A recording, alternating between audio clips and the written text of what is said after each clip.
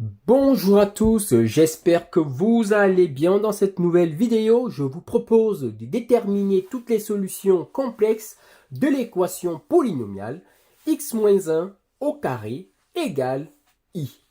Alors, pour résoudre cette équation, on ne va pas chercher à développer le membre de gauche puis chercher à calculer un fameux discriminant, non. On va procéder par un changement de variable, c'est-à-dire on va poser u égale Posons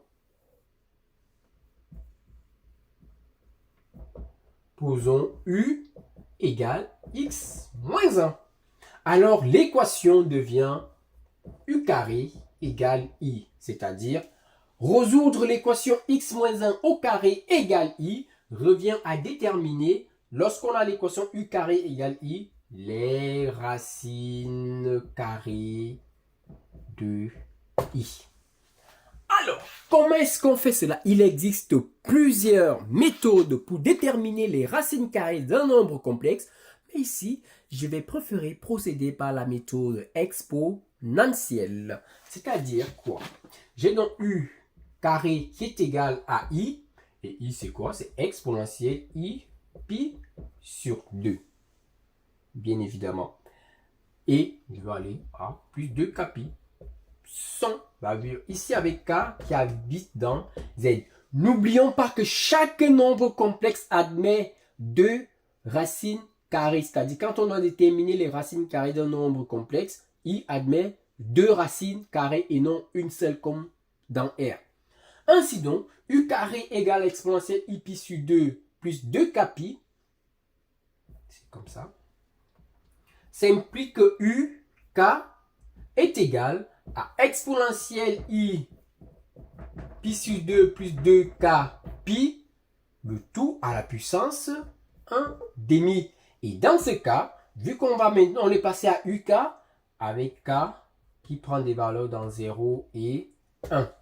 Donc il suffit de déterminer U0 et U1 pour avoir les deux racines carrées du nombre complexe I. Moi je les connais, mais je vais essayer quand même de les déterminer une nouvelle fois.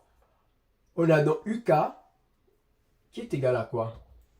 À exponentielle de I. Le 1 demi vient multiplier, ça fait ici pi sur 4 plus K pi avec K qui vit dans 0, 1.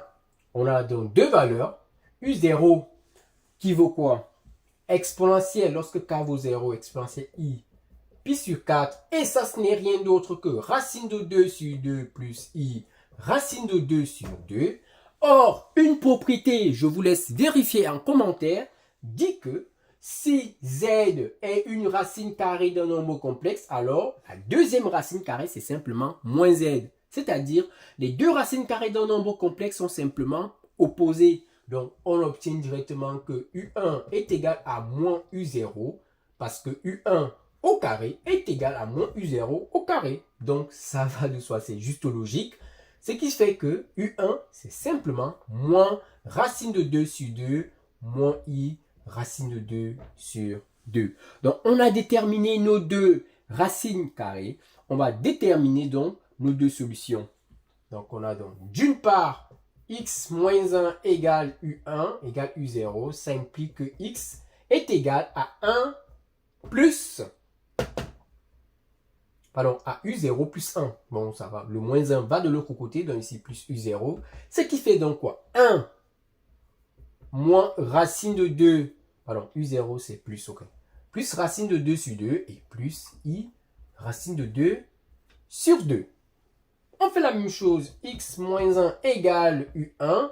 Ça implique que X est égal à 1 plus U1. Ce qui fait 1 moins racine de 2 sur 2 moins I racine de 2 sur 2. Donc, on voit très bien qu'on a réussi à déterminer nos deux solutions. Ici, je vais l'appeler x1 et ici, x2 de l'équation du second degré x-1 au carré égale i.